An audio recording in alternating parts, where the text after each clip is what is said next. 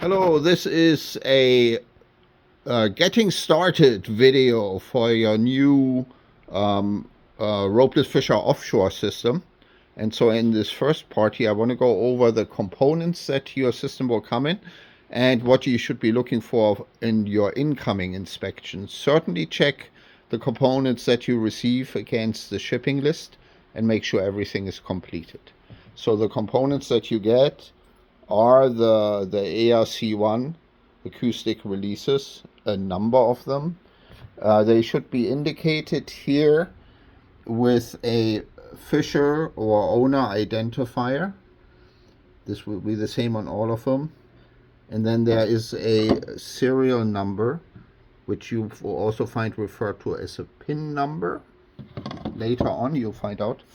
And then a gear number, your unique gear number, like here's gear number 15, 14, 13, and so on. So these are the ARC acoustic releases. Then there will be a deck box here, the STM3. The deck box does come with the tablet as well, an Android tablet. It runs the Ropeless control application. Then you will have typically two sonar transducers, a so-called over-the-side transducer that you can hang over the side of your boat, and a through-hole or hull-mounted transducer here. Finally, the last part of it is an accessory kit with various items included.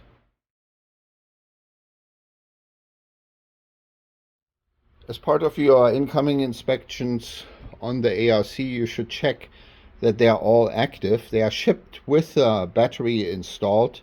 There is 4 AA cells inside that are used to operate the acoustic transmitter, the pinging, and also the release mechanism, so the high power devices, and then a single D-size lithium battery that operates the low power circuitry, which is the acoustic receiver and the processor.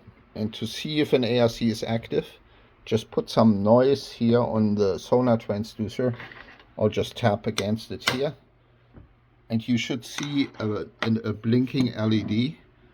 It just shines through the housing. You can see it where it is here relative to the orientation of this release mechanism here, sort of on the side of this release mechanism. And what I'll do is I'll just check all of them right now. I see a blink on the second one, blink on the third one, blink on the fourth one, blink on the fifth one, number 6, number 7, number 8, number 9, and number 10. So all these ARCs are properly operating. Of course, do an inspection of the mechanism and everything. Make sure there's nothing broken, that all the screws are inserted, and so on.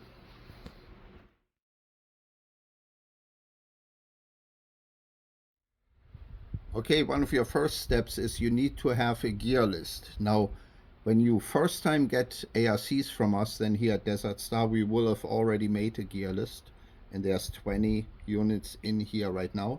Notice they have just an ascending gear number 1, 2, 3, 4, 5, and so on. That's your personal, your Fisher specific gear number. So another Fisher or user of ARCs can also have 1, 2, 3, 4, 5.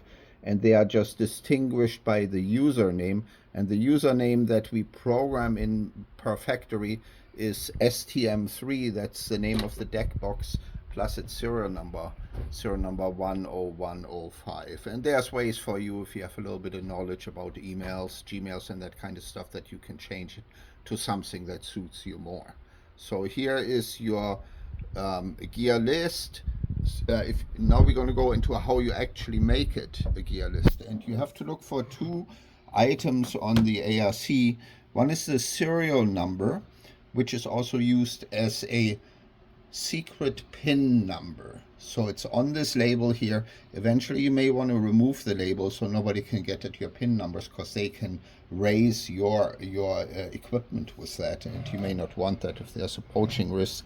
And then we also put your Fisher identifier here, burn 1, on here, and a gear number. Here we called it gear number 11 for this unit, and the other ones will have other units. You probably want to engrave that gear number or mark it very strongly somewhere here. Also mark it on your buoys, and then ultimately remove this label so your secret pin is not available to others. So to add a new gear, a new ARC to your gear list, you hit the new button like I just did. Let me just go back so you can see it again. See that here, new? I hit that. Then you enter the gear number here. And if I look on this ARC, what do I have? I have number 11 here. So I'm going to say number 11. And then the pin number, the secret pin number, will always be your serial number for this unit. 10750 here. 10750. Then you hit register new gear. Now in this case, we already had it defined before. Then it says, hey, do you want to just do it again and overwrite what was in there before? So you can change your gear assignments anytime with this, and then you just hit OK, and now it's done. I'm sorry, let me go to my gear, and here you see your gear list now updated. Notice that in this screen the pin number never appears because again it's private, so you will not see it on this tablet ever. You only see your public gear number here.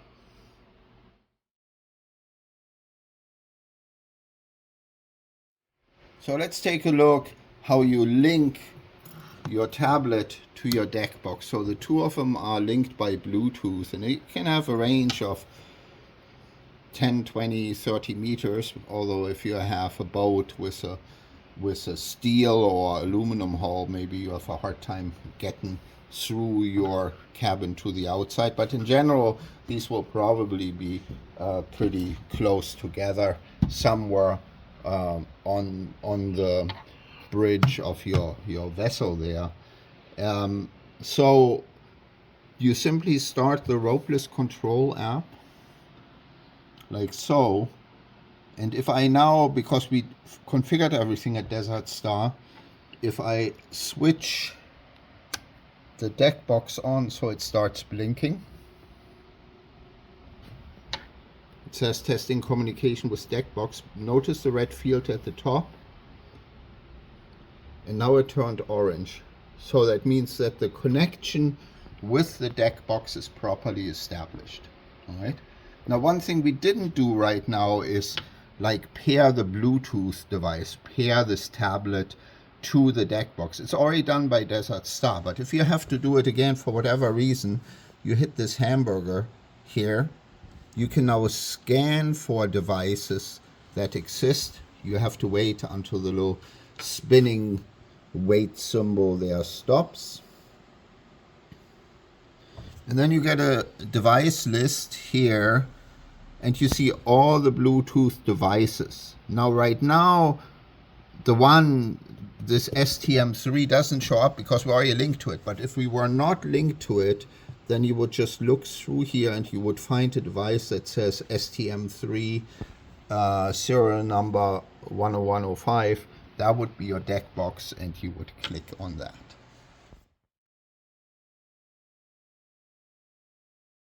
So next thing we're going to do is a communication and release test with your ARC. We recommend do it for all of your units. You do it in a bucket in your shop like here.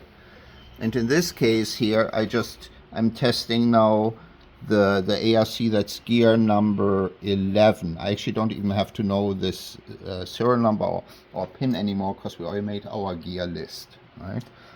So I put that in here. Then on the deck box, the over-the-side transducer, which is the one we're going to use, should be connected to number 2. There's some so-called impedance matching that's going on, and you're going to get the strongest signal if you use this on number 2, and if you use a through-hole transducer, you should connect to number 1.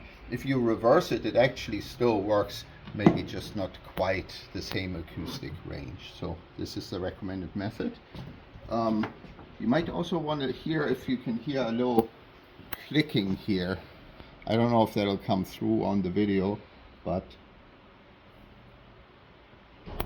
here it just double clicked, click, click. And that's a good sign. That means your transmission is working. I'll put the transducer in the water now. Here we go. I'm on number 2, and my selector switch, sonar 1 or sonar number 2, is now on number 2. So let's see if we can connect to it. Again, I start ropeless control. We have the red status indicator here saying it's still looking to establish a connection with the deck box, and it did that now. And there's always an all gear list, which is like gear for multiple fishers organized by distance. Here's the distance in nautical miles. And now I'm going to go to my gear list, and I'm going to select number 11, and I'm going to connect to it. Now acoustic communication is taking place between the ARC, between the STM and the ARC. And when the ARC is actually replying, and when it replies, then you get a double blink here on this display. So whenever you see a double blink, there was just one here. That means there's some communication going on. And when your screen becomes status becomes green, that means you're now connected. So the next thing that I can do is hit the release button. Now it says, please release arming in progress. So there's an arm and a release cycle. Release armed, release trigger in progress. Okay, now it worked. I did switch my sound off here. Here you can hear a bit of a sound, and now you're going to get a flash here, and we now have release. So this worked, and you want to rearm your ARC there.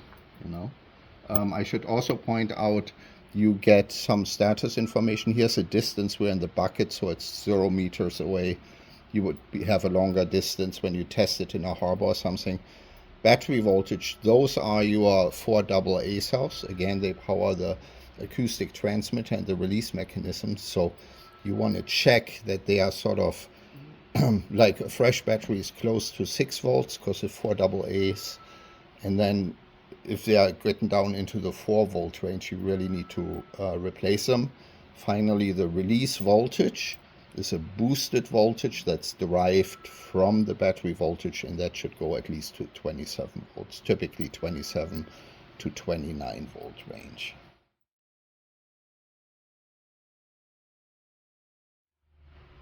All right, the next thing we're going to do is an acoustic noise test, and you need to do that once your deck box is actually installed on your boat and the transducer is in the water, and you should have all boat systems running, because what we are looking for is if there are any acoustic interference factors on your boat that interfere with the acoustics of the ARC here, which operates at sort of 34 to 42 kilohertz.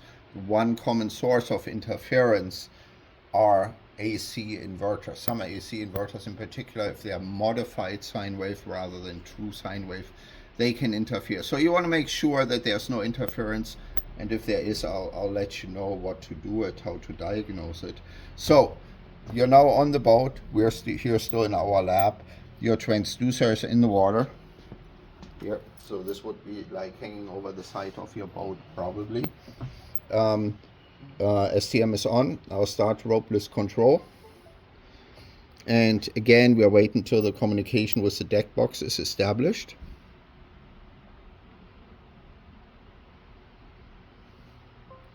And there it is. And then you hit the hamburger and you select noise test.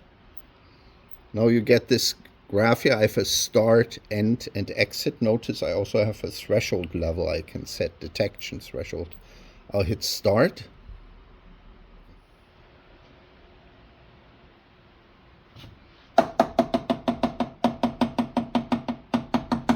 So here you have a weak noise signal now. See that? Right? It's you compare the noise level to the threshold bar. The threshold bar is at 120. We are well below the threshold, so that's okay. Now I'm going to simulate a strong noise here. I'm going to rep against this and see how the noise bar goes way higher. It's now above 120. So it actually wouldn't be able to communicate with the ARC now because noise is now significantly stronger than threshold. Your option would be to increase the threshold level, but that reduces your actuation range. So now it might work again, you know, but a much better method is to find the source of the noise and then in the end have almost no noise. Maybe just, oops, that was too much, way too much, you know. You don't want to have these big peaks, you just want to have small ones, all right?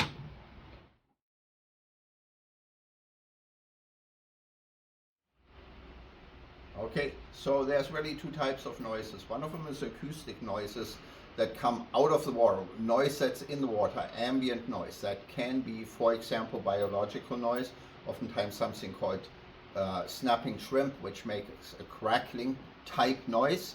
That is an ambient noise, or it could be from other boats. It could be a depth sounder of a boat and so on. And the other type is electric or electromagnetic noise. So these are two different types of noises. So when you do a noise test and you have high noise levels, the first thing to do is determine, is it acoustic or is it electric? And it's very easy to do. You watch the noise and then you take the transducer out of the water, and if the noise disappears, it's acoustic noise. Acoustic noise, there isn't a whole lot you can do about it other than moving to a different site, you know. Well, that's not quite true. The acoustic noise could, and that's actually an important one, could come from your own depth sounder.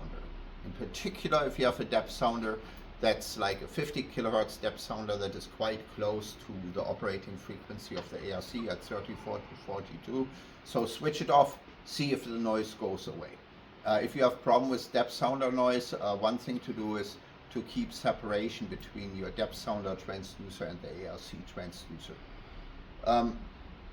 If the noise still stays there, it's electromagnetic or electrical noise, so wireless or wired electrical noise essentially. And what you need to do at that point is you need to identify the source of the noise. First thing to do is, if you're operating your STM on AC power, I don't have the power cord plugged in here, remove the power cord and see if the noise goes away. If the noise goes away now, then you know that the noise is coming from your AC system. It's probably the inverter. You could use a different inverter, or you could just decide to operate the STM, your deck box, on battery power. If it's not that, if it's something else, you switch off your various boat systems one system at a time while watching the noise level. And eventually you should come to a boat system where you switch it off, the noise disappears, then you know that's the noise source, and then you gotta do something to control that noise or change your operating procedure so you don't use that device. But identifying noise is something, and testing for it is something you should definitely do before you ever go out to sea. And it's not a bad idea when you are just getting started, once you are out at sea, to just try it again. Now I want to show you once more how to initiate the noise test. Again, you go to noise test here, you hit the start button, and you get some noise indication. You can adjust the threshold level now. I'll go back to the nominal one, And really, it's bad if you have to raise it above 120. More frequently, I lower it a bit if I want to talk to really distant ARC in quiet waters. Once you're done, you hit end and you hit exit.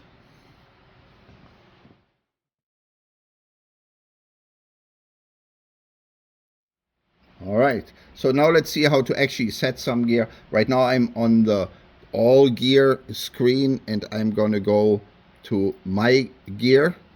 And the unit we're going to work with is number 12. And actually it would still be on your boat right now, right? On board. And here the status of it in fact says on board. Notice that. So this is the one that's going to go in the water. And what I'm going to do is I'm just going to click on it and I'm going to hit deploy. And I'm going to say, is it a single or a trawl? Trawl means also sometimes called a long line, so many traps with connected to each other with a start and an end. We'll just assume it's a single. So what you see now here is, first of all, you see this green here. It means it's got a good GPS position with an accuracy of 1.9 meters. If you don't have GPS or bad, it would be red, and maybe the accuracy is 30 meters, or maybe there isn't a position at all.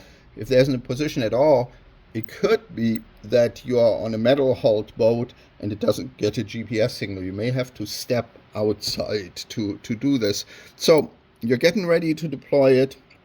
You have to select your fishery, and we start here out in the test fishery. So these fisheries are, again, to avoid gear conflicts, and they are typically organized by a fishery department or some person, maybe a fishing association manager or whatever. So you can define new fisheries, geographical locations here. But we'll start out in test, and you can always play around in test. The other fisheries, you kind of have to know what you're doing so you don't interfere with somebody else, Visibility, this means, do you want to keep your gear position private or not? This is a nautical mouse. You can always click on the field here and get some information here. So I'm going to say, yeah, I don't care if, well, no, maybe I'm very, very private. I don't want anybody to know where the gear is unless they are within a quarter of a mile. I'm setting this right now. Then the soak time, this is just what's the longest it might be in the water. Let's say maybe you do have soak times of up to 30 days, put in 60 days. So after 60 days, the mark would disappear automatically if you, say, forgot about it. So just so the database doesn't get all cluttered. And then what's important is you have your gear number here, right? So now you're coming up to the intended gear position. The ARC is supposed, and the bag is about to go in the water. I'll simulate that here. It's going in the water now, and then you want to hit the deploy real fast, real soon here. It says deployment information saved. Make sure you got that. I had to hit it here twice. It didn't register first time. And that means now that position is registered. Here you see it on the all gear list number 12, belonging to you, STM3 serial number 10105. What I can do on it is I can click on it. I can get some details about it, who it belongs to, and, well, here it shows the PIN number. That actually is shouldn't be on here. All right, we'll remove that from the software because that's your secret number.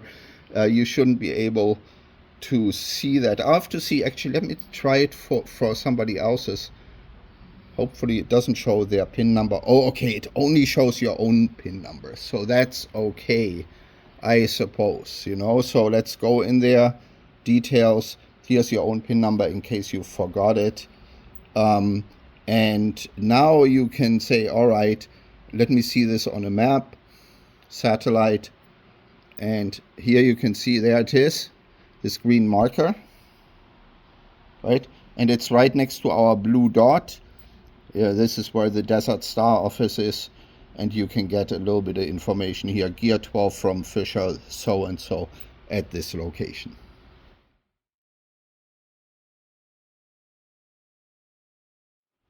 All right, now we're ready to haul gear, and I'm starting out on the all gear list I'm on now. Again, you get other fishers gear and your own gear.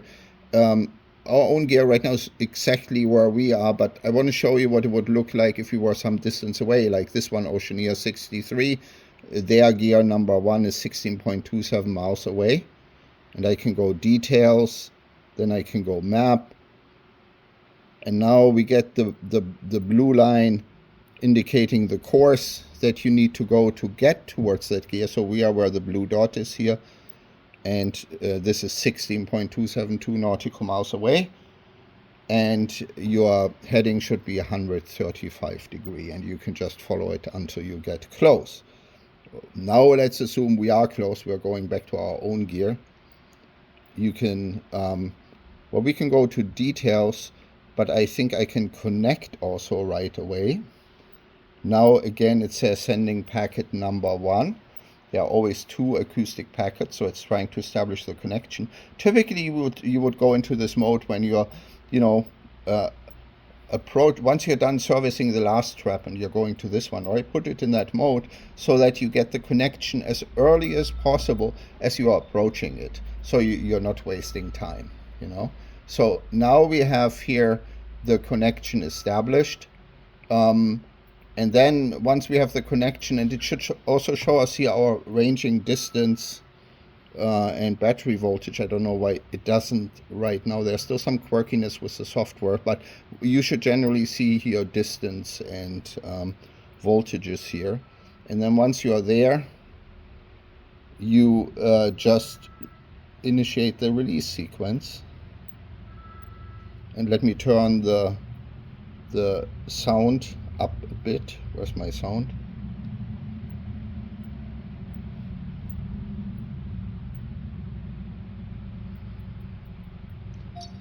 So the release is now armed. Now the trigger in progress.